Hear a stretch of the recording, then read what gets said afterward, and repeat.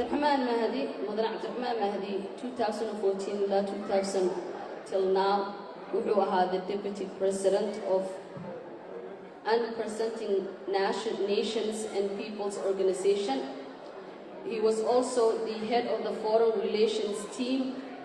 He was also the chief negotiator and the head of the ONULF negotiation delegation and the Foreign Relations Secretary of ONULF. 1999 to 2003, he was the Information Secretary of ONULF, directly managing the ONULF Information Bureau.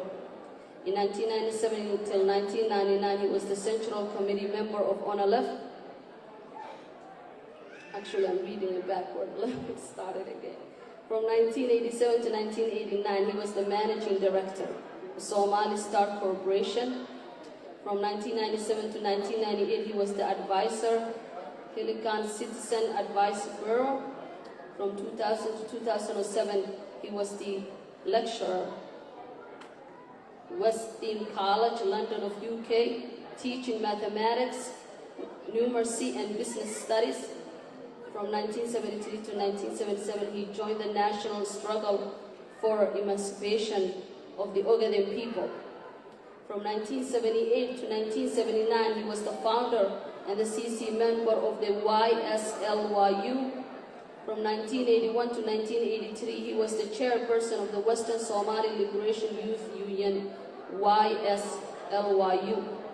From 1986 to 1989, he was the head of the ONULF mobilization project of the Ogaden Somali in the Somalia. From 1989 to 1993, he was the Director of Relief and Rehabilitation Commission. From 1994 to 1997, he was the Executive Committee member of the ONULF Finance Secretary. And from 1997 to 1999, he was the Central Committee member of ONULF. And kuma dheeraanayo taariikh dheer buu leeyahay from dhalinyartiisii ilaa hadda halganka reer Ogaadeniya ayuu u taagnaa. Cid taariikhdiisa inay sheegi karta ma laha. Waxaan rabaa inaan ku soo dhaweeyo mudane Ahmed Ali Yusuf oo isagana soo dhaweynaya golaha dhexe.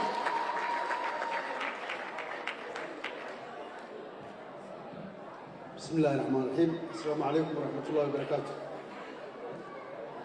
آد بعد ما هسنتين لما dadka ka soo qayb galay shirkan iyo qolada noo qabatay oo jaaliyada reer Ogaadeniya ee Colorado aad baan ugu mahadcelinaynaa intii ka soo qayb gashay inta maartay dibadda ka timidba waxaan leenahay khayr Allah ina siiyo qadiyadan waa qadiyadiinii waa midii maartay Soomaali isu keenay waxaan aaminsanahay arrintan dhulkan maqan waxa weeyaan waxa Soomaali mashaakilka hadda ka taagan inay ka koob tahay la'aantoodna inayna Soomaaliya midoobayn baan aaminsanahay laakiin haddii arrintan ay xorriyad dalkan u helo in Soomaali ay midoobayso oo dhibaatada hadda ay Soomaali ku jirto inay ka baaba'ayso intaas marka laga gudbo waxaan soo jeedin lahaa Soomaali waa Soomaali dhulku waa la wada leeyahay nin ka xiga dhulku ma laha nin baa hadaayo wuxuu yiri waxaan adduunka ugu nabcay ninkii dhamaatay dadka af Soomaaliya ku hadla waa arrin waa run Soomaali ninka sheegta waa Soomaali jinsiyadu ma guurto marka waxaan anigu dhihi lahaa Soomaali meesha joogtada ha midowdo intaas waa intaan rabo inaan idin sheego waxaan rabaa inaad ila soo dhaweysaan xogayaha guud ee ururka ONULF mudane Mujaahid Cabdiraxmaan Sheekh Maadey oo lafdabarka ururka ONULF inaad ila soo dhaweysaan ayaan rabi lahaa waa soo dhaweysaan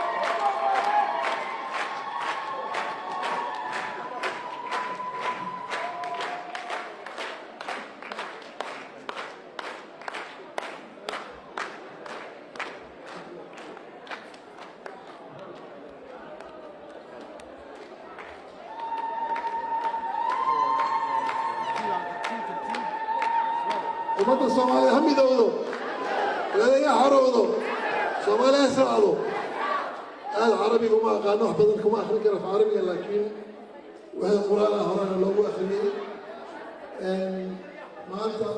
waxaan ku farxad u leeyahay ummadda Soomaaliyeed oo dadka kala socda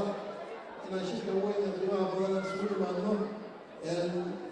ووقت الإسبانية ظروف إسبانية وحان كل أهلي وأنا ما دام وقت مضطر علينا على وقت ربنا للجواب كل وسوق كوبي دولار ويمدي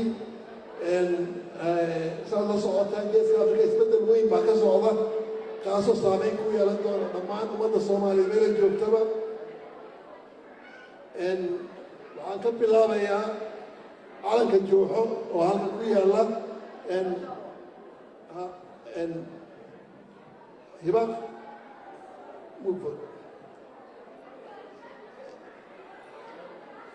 هريسو هباق هريسو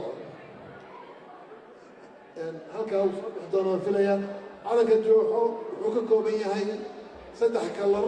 iyo xidigtu ka kooban yahay 4 kalar weey calankaasu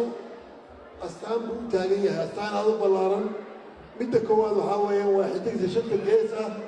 halkaad ku arkaysaan waa astaanta calaamadda aan leenahay haddaan nahay ummad Soomaaliyeed duruuf taariikha keentay shantaas sanadoo qaybiyey raggii fikiray 43 ee dhaliyey calanka iyo fikirka Soomaalinimada ee muxuu ahaa hadda taariikhdan cusub taariikhda hore kama hadlayna Axmed Gurey iyo soo dhaaf sayidkii waxaa soo idin taariikhdan cusub ee maanta haddana saameynaysa waxaa lagu asaasay SYU Somali Youth muxuu ahaa league waxaa lagu asaasay Dirdaba يعني dadku inay ogaadaan wey asaaskeeda Dirdaba u ahaa xaruntii u horeysay fikirka uu ka yimid saasuu ahaa marka midnimada ummadda Soomaaliyeed astaanteeda halkaasay ku taallaa waa jooxo weli mabdaca koorku waa ka mid weeye midda labaad waxaa weeyaan calaamadda cas weeye calaamadda casna waa maxay xaqayaga dhiig badan baa u daatay mana ka harayno macnaha sacrifice walba nooc kasta u noqdo waanu gelaynaa mana ka harayno xaqa shacabkayaga tan labaad taasay ka joogtaa tan kalena waxay ka joogtaa macnaha halganka uu soconaya halganku xabad ma aha oo keliya halgan siyaasiya jira halgan waxaa jira dhaqaale halgan hubeed baa jira marka halganku ma joogsanayo marba wejigu yaalla faysiskiisa isbedelaya biyuhu mar baraf bay noqdaan mar biyay noqdaan marna uumi bay noqdaan halganku waa saasoo kale wey marba weji buu galaa tan kale waxaa weeyaan xorriyad nabad horumar iyo barwaaqo cagaarku wuxuu matalayaa intaa marka lasoo qoro midnimo la helo la halgamo waxaa huwaala oo la helaya intaa wey inaad xorriyad hesho inaad hesho maxaa nabadda inaad hesho barwaaqo inaad hesho iyo inaad horumar gaadho kolley hadalkayga waan soo koobi doonaa maanta waan salaamayaa dhammaan marti sharafta qiimaha badan halka isugu yimid oo halka sawirka u horeeya muxuu ahaa asli cabaado dhalinyaro oo pilot ay halka igu sawiran tahay waan u malaynay markaa inay kabtan tahay runtii waxay matalaysaa dhammaan haweenka Soomaaliyeed waxay ka mid tahay astaamaha haweenka Soomaaliyeed ay leeyihiin oo xaawo taako iyo ka mid tahay waa gabadhii horeysay waxaa kaloo halka ila joogta muxuu ahaa يعني runtii aad aan ugu farxay markaan arkay shalay maana nogan imaanayso hiba nuura waxaa weeyaan aniga 14 jira iyo imaa 15 waxaan 14 baan u malaynayaa ayaan baydhabo college beelaada ku jira ay riwaayadii horeysay bay baydhabo keentay waagaasaan jeclaa ilaa had weli waan jeclaa sidii hore jeclaa marka runtii sharaf weyn bay maanta ii tahay in halka kula kulmo gabdhaha kaloo sharafta leh fanaaniinta iyo muxuu ahaa haddaan ma wada sheego kulli waqtigaa naga dhammaanaya runtii waxaa weeyaan waxaan gabdhaha usoo qaaday aan ugu bilaabay waxaa weeyaan halganka jooxo ay gashay waxaa lafdhabar u ah gabdhaha Soomaaliyeed iyo gabdhaha Soomaalida ogaadaya dhaqaale ahaan waxaa weeyaan dagaal maskaxeed mid jireed iyo mid nooc walba waa lagu sameeyey waa lagu kari waayey waxyaabaha mucjisooyinka dhacay waxaa ka mid ah sawirkii aan ku bilaabay markii hadda aan gudaha tagnay Ethiopia waxay aaminsanay dadkan morally physically psychologically la baabi'iyo dhintaan markii gudaha aan galnay waxaa la fidinayay oo aan la irrelevant qiimo kuma fadhido way dhamaatay afar oday oo meelaha fadhido weeye dhowr wiil oo meelaha duur ku jirta weeye malaayiin gabdhood baa soo baxay oo dharka wada labisan sadarka ku arkaysa kulli dharka wada labisan yihiin calaamadii bay labisan yihiin marka ruuxadda halganka ummadda Soomaaliyeed iyo sharaftu waa gabdhaha weeye taasaan ugu bilaabayaa yani waa qiimaha inoogu fadhiyaan sidoo kale waxaan aad ayaan u mahadinayaa muxuu ahaa marti sharafta mudane Yuusuf Xasan uu ka mid yahay ay ka mid yihiin mudane Axmed laba Axmed muxuu ahaa professorka iyo muxuu ahaa Axmed ilaa Belgium nooga yimid mudane Faysal Roble mudane Xamza mudane Maxamed rag badan oo kale halka fadhiya professor muxuu ahaa Maxamed Mukhtaar udub rag badan oo halka fadhiya magacyadooda ma tirin karo laakiin guud ahaan waan u mahadinayaa markay ka soo qaybgaleen sharafta halkay nagu sharfeen dhibaatinkaas ra'yigooda ka dhiibteen salaanta markaan ka gudbo kama hadli karo jamaahiirta qiimaha badan ee ragga waxgaradka ogaasyada muxuu ahaa nuur baa halka jooga rag badan baa jooga ma tirin karo magacyadooda iyo dhallinyarada iyo gabdhaha iyo dhallinyarada yarka iyo jiilka afar jiil baa halka isugu timid waa farxad weyn weeye guud ahaan haddaan ka gudbo waxaan ka hadli doonaa dhowr qodob arrimaha heshiiska jooxa oo dad badan ay shaki kaga jiro waxa uu yahay iyo waxa keenay iyar baan ka hadli doonaa maamulka Soomaalida iyo guud ahaan maamulka Ethiopia sida ay noo soo dhaweeyeen waxaan kala kulanayna oo iyar baan ka taaban doonaa waxaan ka hadli doonaa shacabkeena qiimaha badan sida uu noo soo dhaweeyey waxaan ka hadli doonaa xisbiga oo aan ku dhawaaqday iyo meesha u socdo xisbiga oo carabi waa ururkaas siyaasiga ah xaaladda Ethiopia ka jirta ka hadli doonaa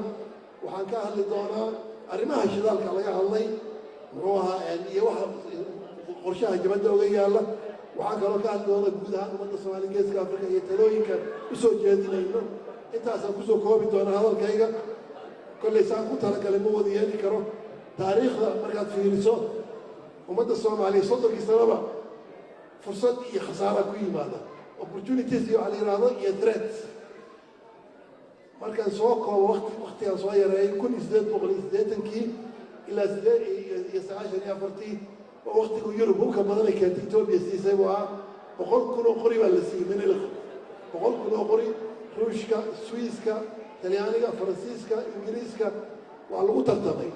hubkii ugu badnaa uu gacanta ku dhigay ayadoo muxuu ahaa boqortooyada Iran boqortooyada waa ka qabiilo yar yar oo ay saystay waa waxaa laga dhigay awood waa la naaxiyey waxaa loo naaxiyey waxaa tartan Yurubta ka dhaxeeyay oo webiga Niil iyo la rabay lagu qabsado Faransiiska iyo Talyaaniga jooging weliba labadaas u dambeysay waqtigaas asaga hub badan buu helay wuxuu ku guulaystay in waqtigii meesha xarunta Soomaaliya umadeeda ahayd hararayd inay qabsadaan xilligan wuxuu ahaa xilli muhiima oo soo maray buu ahaa waxaa ku xigay xilligaa iyo intii u dhexaysay 1921 hardankaa dhacay qabsadeen meesha qabsadeen hardan Soomaaliyeed baa ka hor yimid hardankaas wuxuu dhalay dagaalkii sayidka ilaa 1921kii hardan hal meel ka socday oo wuxuu noqday dowladda Ingiriiska culayskiisa ku dhacay xabashida ku dhacay soddonkaa sano ee 22 sano marxalad bay ahayd waxaa ku xigay 21kii ilaa 35kii Soomaalida burbur waa ku dhacay way kala fakatay waxaa weeyaan waa quwadihii Yurub si fiican bay geeska Afrika u qabsadeen hamigii waxaa bilowday marka shidaalka dhulka Soomaaliyeed waxaan ogaanay hadda dagaalka la qaaday 1860kii ayuu Talyaaniga ogaaday dhulka Soomaaliyeed shidaal leeyahay waxyaabaha la yaab kala soo baxay warkoorka weyn Talyaanigu hamiga weyn uu lahaa dhulka u qabsanayay waxaa ka mid ah shidaalkaas iyo humiliation ee xabashida ku samaysay iyo guud ahaan inuu imbaradoriyada ka samaysay halkan oo dhaqaalihii tartanka Talyaaniga saad la socoteen Yurubta kale Ingiriiska iyo Faransiiska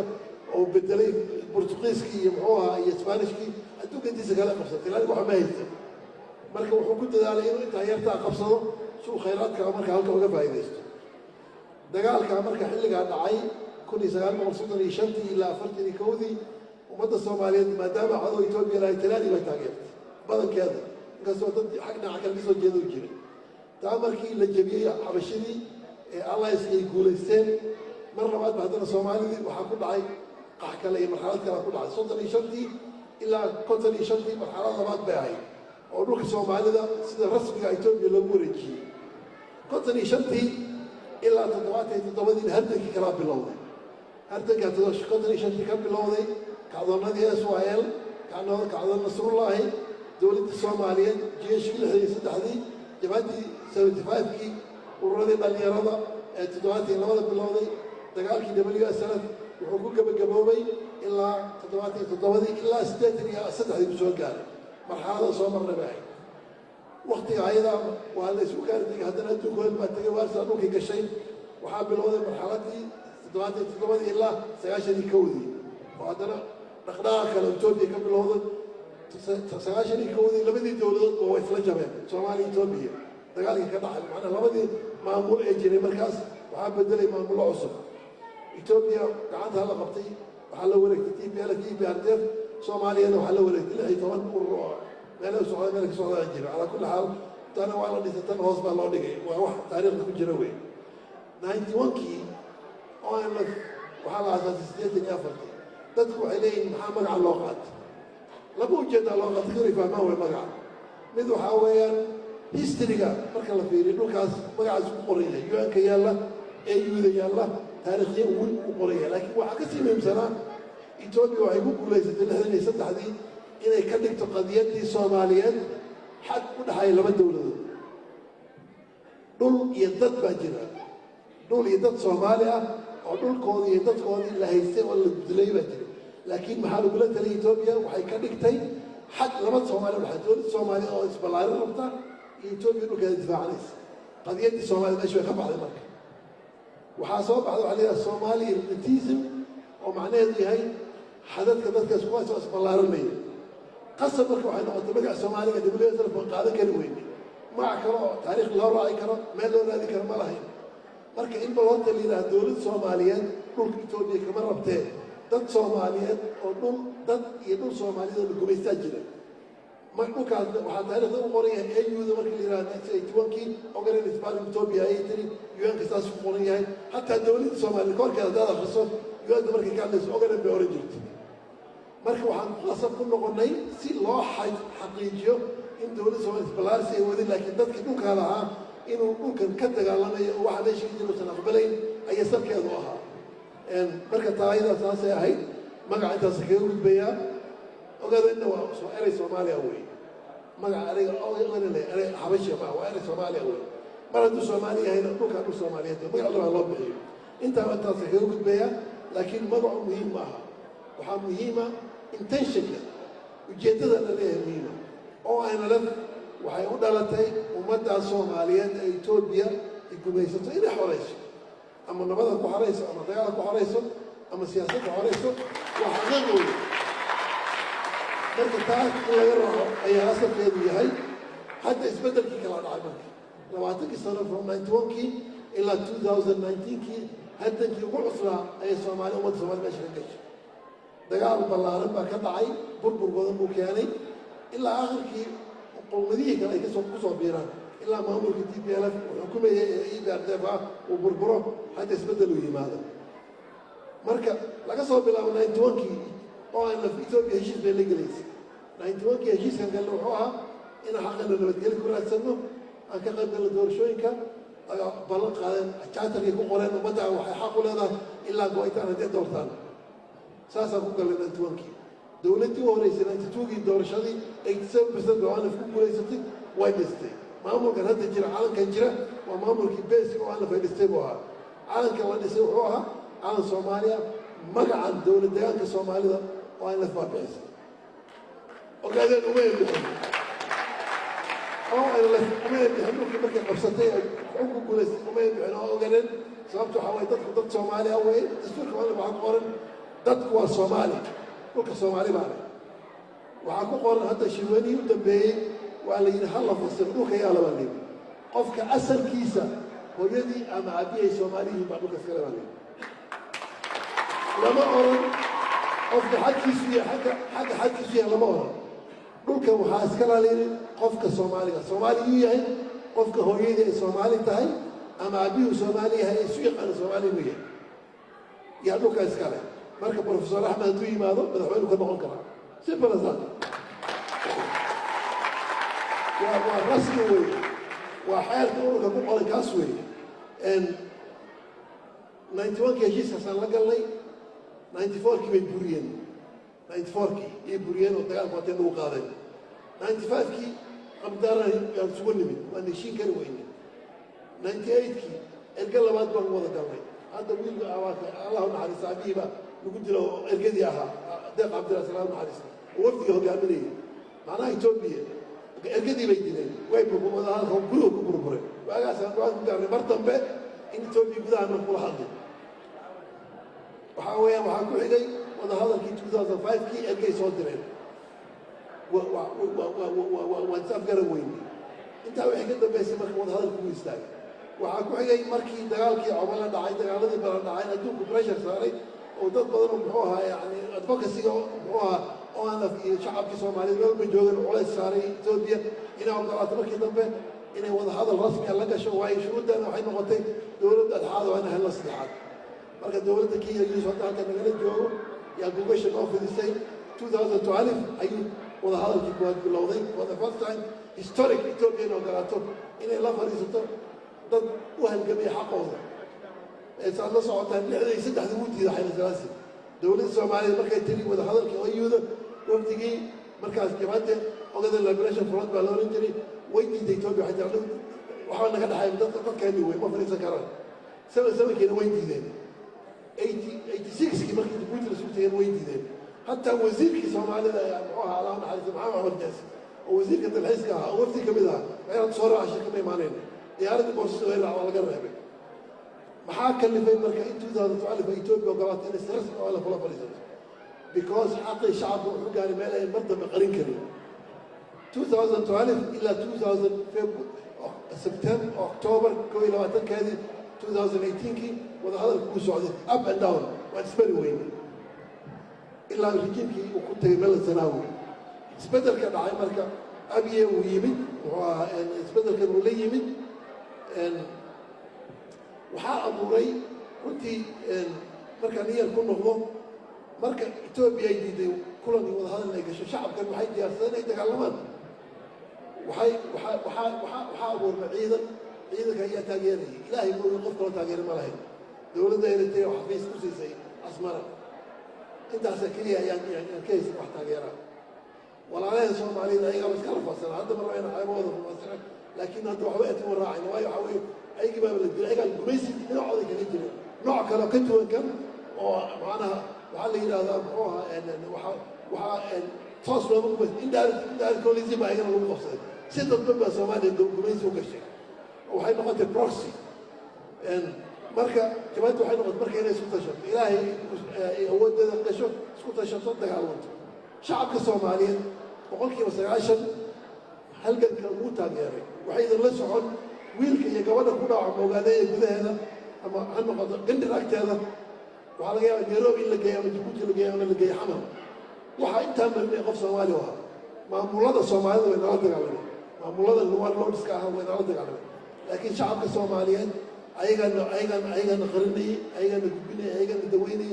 Xamar dhaqaatiirta joogtay boqolkiiba 60 dhaawac ayaga daweyn jiray free of charge hargeysa bishaaro waa laga soo qabtay dadku ma sheegin maxaa meesha laga soo qabtay waxay gudoomiye xarunta hargeysa ahayd markii ogaadeen lagu kalifay maamulka hargeysa inay bishaaro soo qabtaan meel ku qariyaan bay waayeen meel walba hargeysa boosaaso dhuuso mareeb ruuxa gaalkacyo everywhere gaalkacyo masafo ku taala meesha weyn waxa weyn dadku ma ogeyn intii gudbiyaan labada dhinacba laba dhinac kala fadhiya laakiin annaga labada waxay ma walaalwana gudbin jiray marka ummadda Soomaaliya abaal baan u haynaa waxa u qaadanina ummadda Soomaaliyeed weligeed laakiin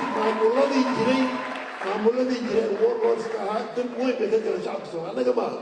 shacabka Soomaaliya dambi ka galeen taas ayaa lagu talagalo inta haddaan ka gudbo waan soo gaabinaya waxa weyn waan ogahay waan aad u soo gaabinaya sababta waxaan rabay wax yar baan rabaa inaan hore u socdo waxaan rabaa marka inaan ka hadlo maxaa isbedelay marka October 22 heshiiskaas muxuu yahay muxuu soo kordhiyay maxaa isbedelay number 1 waxaa noo soo baxday horta Ethiopia dameynay lahayd Ethiopia qowmiyadda kala baxday walba dadteeda wadataa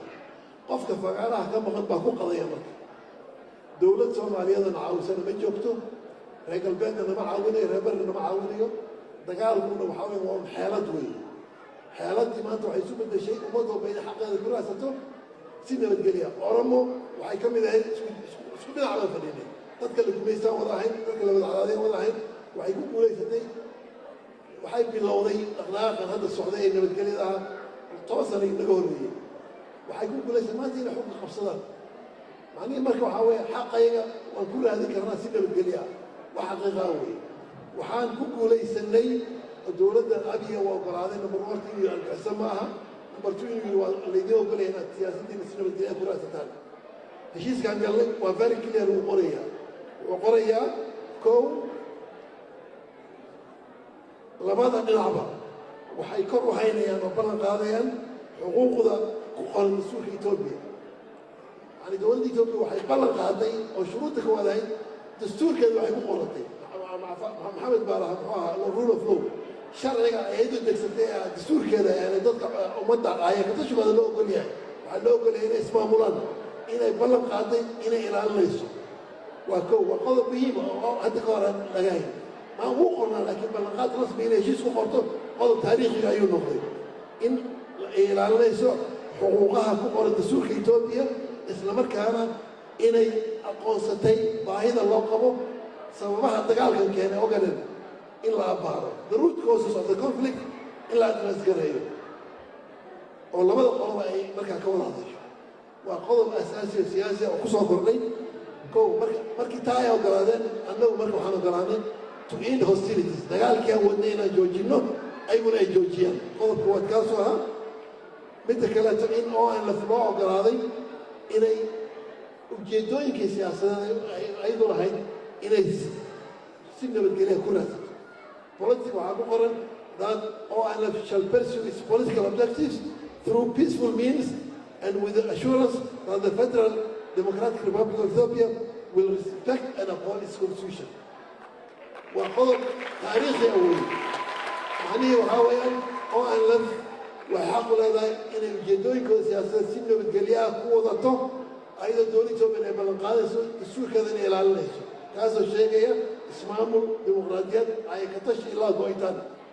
مركز سياسيا هشيس كم هشيس تاريخ وما تسوون سوى يدوي وخاصة هذا كده تعدي حتى والله عينه يفلم لكن هو بايننج وهي دولة ما بخاتكها إريتريا وتاريخ وهي عندك وين بعوق هشيس هو عالمي هكذا سبحان الله وكوزير كأربعة دول إثيوبيا الساحل يقدمي أوروكا أدمار محمد عمر عثمان وكان الله وعاكم المهم الشيء إن لماذا نعمل بدي أي سمايان هوشا تبقى مركز هشيس كابتا هشيس كساسوها وفيري كونسايز ما فاسنا لكن وحاويان هشيس والله فلسطيني إسرائيل هشيس كومبرهنسيف إسرائيل وإلا دور بقول بيجا لكن ولي لا عندهم حكم سوري هشيس هذا إنه يهرجل واحد معرض أتبع هذا ساسو ديارش ساسو بسرعته يسات هو تكاسو الجدة يسمع الدم مركز إلا كاميرا دليل وحاكوش شغالة ومدة Soomaaliyeed ee heshiiska gashay dowladda Itoobiya iyo saayidada diyaar ugu tahay gasho marka dadnimadeeda iyo tabarteeda iyo aqliga maskaxdeeda ayaa heshiis fulin kara wax kale lagu fulin kara malaha inta markaan ka gudbo waxaan rabaa inaan maadaama waqtigu aad u wadiyo waxaan ku talagalay kulli walaal ka saaraya in soo dhaweyntii la soo dhaweeyay waxaa kulli ka baxay ciidamadeedii gudaha dibadda waan ka gudbayaa waxaan u soo gudbayaa muxuu ahaa dowladda Itoobiya anaga maanta maxaa naga dhaxaya سألوا عننا وقضوا بهم وين أنه كأورهان وحان قعان سني مامور كأبي أحمد ومن هذا كي هاي إن أنت هاجرنا وأن قربوا المقلة ستح سوا الأول نمبر 1 وحب تليا شعوبا ورارنا هاي أو اللي يراه أورمو أو نلوذ كوبيستي أو دبعته بدل مقوضة عليه مرك أنا قريب استغنوا على جمار ما هو قضب كربات وحاويان برينسيبالي waxay aaminsan yihiin federalismada iyo ayaktashiga oo isku dacwa kana waa qodob labaad weey qodobka saddexaad waxa weey daris baan nahay danaa naga dhaxaya dhul baa naga dhaxaya haddaan codhowno waxay keeni kartaa dhibaato weyn oo aan xal ka weyn intii gumaysiga saddexdaas sanad awgeed waxaan ku khasbannahay abiy axmed inaan taageerno laakiin maxaan ku taageeraynaa wey waan taageeraynaa laakiin taageera blanka ma jirto waxaan ku taageeraynaa waxaa weeyaan kow ummadda soomaaliyeed iyo oromo iyo cafar dhul baa ka dhaxaya dhulka ka dhaxaya hadda walaalkii axmed hadalkiisii aad buu ii dhabeeyey waan ka daqanayaa inkastoo aan jeclaa inaan markaan qoriga watay aada loo buuxiyey qorigayga waayo meesha ma soo gaarnay calaa kulli xaal waxaa weeyaan oo aanala dhulka soomaaliyeed principalkeeda ka mid tahay inay difaacda hal taanka ummadda soomaaliya leedahay kama tanaasuleyso dhulku ama ha noqdo muxuu ahaa xadka cafar ha noqdo ama xadka kale ha noqdo waxaanse aaminsannahay labadan shacab ee saddexdan shacab ee cafar iyo oromo iyo soomaali dana ka waaweyn inay ka dhexeynaa dagaalamaan in dhibaatooyinka jira xal nabadeed lagu raadiyo waxaan dareensannahay dowladda etoobiyana kamaana qarin shaar dowladeed baa nala hogana mar walba 63 dhul baa naga qaatay 77 dhul baa naga qaatay حتى تجاوز السؤال بعد كده دول ما نغير قادني مرة والله أنه لو هذا السنة شارك إثيوبيا أي نقول من هنا مركز رالي كمان هي وعندي أنا هاي ولا راهن أورمو ولا أنا عفر إلى سنة وديلك كوضن ولا عنه ضدك حتى وديلك إن وصل ما يو علاقات ضد ولاجة لكن الله يهدر وحمد ريمي إنها إن أنا عند الدوق أنا هاي وأنا العدادية وستة بن ملوك للشجرين رالي كمان هي لكن وعندي أنا نيغوشيشن ما كونا برايم مينستر وأنا شاغلني بيانات كل صارني وهودنا لكن هذا اكسبكتيشن كان علي قبل أكيد سبحانه كم عمركم ما أنت نواد قاعدني فما أنت نتيجة كيني بالغيابة لكن هلوت على كلا وأنا حق صوماليين مرة كمان تنازليش ملك صوماليين أنا واحد ديارو هاي إن أنا نقول لهم وأنا نقول لهم تي regardless أنا يمكن يسنقول لي من دونه لكن وحاويا معلم وجه بين هذا متى تذكر حياة مركب والله أحمد وحنانا لما شاء كذا عيسى ستي وهذه ما شاءنا بقول عيسى لكن وحاويا كنت لك هذا مرة وحن قبسن كان روح يكون هذا تاي أباب كان يضد ماذا يضد عندك الوصول مقدس الصوم على هم كان تاي ده سجل كنت بيا إن وأنا هرت على كويس يكون على وحنقول أن إرجعنا متقدم وزيرك بيسكا قبل لي هذا وكو شو عم تكون فرادة مسلمة وأن كلا هذا اللي ويل حلو عيسى كلا هذا اللي والله واحد كلمه ماشي معايا ماشي بس كويس وأن كلا هذا اللي إيش اللي تعلن every minute حفيز كي قاعد تسوي جوا وحاول consultation ما لنا هاي ولا علينا نترنا بالجوا وحيد على الله شيء مركب موجود بنا إبراهيم سورتيزا هذا قرارة هذا عفوا حسبي هذا كلام موجود بنا كما المسلم إن هو أساس ويان حكى نوك يترك ذا بحياة أنا ما شذالك حوين وأسد كمان الصومالية لا هاي وأقول لك مرتبين إثيوبيا وعلى الذهب وعلى البوم بين هاي سكر بين هاي وحبين هذا حدي واحد قيسانة وإكسشينج ويل لكن أساسيا شذالك نقطة نمبر 1 رالي كمان الشينا شذالك صار وهي الشينا وحب هي 4 بليون طبعا كن أو يبقى ماشي الناس تكحول تعالى بقول كن أو شعب الصومالي وهذا أو لما تشذالك كومبنسيشن كان ولا ما يبين والسويدين يعني مركا أنت شاركوا سيمبري واحد بروباغندا اللي مقريه كنت بقول له الصومال السياسية وأنا في مخصص ولي قررت لك إيشوز كروت كوزز كقرية اللوية مركا هكون ولينا وحاول يعني من شيء يا شذالك كل يسأل بقول هي كتني لبدي يا شركة سنكلا لا تبد شوي له جرجرة كذي مركب وانا فوق الله حساب شعب كاسكر شعب كذا يقدر يدفع عليه لكن وحنا نقول هاي واحد ما قلنا فلان إلى خبر مرتب أدوك هو سيمبيوسس فيه حدي أي إثيوبي واحد من النوع قلاتهم حقوق ذا كذا أنا ولا واحد من كسين كرنا حوين جرمك ويست جرمني روش كوي كده تيس جرمني حدي أو قلاني يعني إني وحياة بدل ما قلانان أصير حرية ذا كذا شغال كل أسبوع بسين كرنا هذا بما تمرها على كل حال بدأ مقالية لكن كنت أقول شغال كل شيء ديسكو سارية على ديس معهم القبلات الدعاء كمان قال كرو دولته بكل الدعاء كمان قال كرو والنيغوشيشن شعب كدوك هاسكالا يدولته بيقول حيوي هدي له صار تعال تزغام حياة وحصوا علي waxaa soo haray muxuu ahaa arrimaha ku saabsan annaga etoobiya maxaan ugu kala maray annagu hadda xisbi waan samaynay barnaamij baan leenahay cad waxaa naga go-an horta dagaalka inuu istaago oo nabada waxaynu ku doonano number one peaceku waa naga go-an principal way waa kow midda labaad waxaa weeyaan etoobiya federal way hadda federalismka haddii la taabto dagaalku meeshuu ka bilaabanaya annaga waxaa hadda heshiis ku nahay dastuurka hadda intaa la keenay in la hirgeliyo qolyaha doonaya qalaab inay sameeyaan federalismka baabiyaan ay katashiga carqaladeeyaan way ku khasaarayaan mana aha keligeeda 70% weliba 60 man oran kara ugu badan shacabku mushriku ma aqbaleen wax ka hooseeya inta hadda la ogolyahay marka taa iyadana waa go-aan meel yaalla wey midda labaad waxaa weeye etoobiya wax badan baa nagaga maqan 10% xuquuqdeena kama haysano waan soo ururinayna waa dhameeyey 10% xuquuqdeena kama haysano marka taas keena ka mid tahay shacabka Soomaaliya xaqiisa in la soo celiyo ugu dambeyn geeska Afrika dalkeenna waxaa weeyaan maadaama hadda etoobiya aan ka mid nahay say tahay saamaynta Soomaaliya ay ku leedahay saamaynta Kenya ay ku leedahay saamaynta Djibouti ay ku leedahay waa inaan tala ku yeelan waana u sheegnay barnaamijka etoobiya macnaha go-aanka laga gaarayo waa inaan wax ku leenahay weeye oo dalka Soomaaliya ka ilaalin meesha oo difaacayna ugu dambeyn ummadda Soomaaliyeed xumaanteeda waa xumaanteeda jabkeeda waa jabkeeda guusheeda wey dadka Soomaaliyeed way noo siman yihiin ama Djibouti ha joogaan ama waqooyi ha joogaan ama bari ha joogaan ama galbeed ha joogaan ummadda Soomaaliyeed marka la yaxanayna kow midda labaad waxaa weeyaan qarannimo Soomaaliyeed yaan taageerina nagu mar walba waa midda labaad wey waxaan leenahay ummadda Soomaaliyeed waan u sheegnay madaxweynaha la kulana waxaan yidhi dagaalka al-shabaab iskula jirto ka gorgorta maraykan taalibaan buu qadar maal buu kula shiraa maxaad ula shiri weyday al-shabaab wiilka dhimanaya marna anaga inuu dhinto al-shabaabna saasa ku leenahay joojiya dagaalka negotiation bilaaba annaga etoobiya wax naga dhaxayaan dhiiga aynu waan wada hadalnay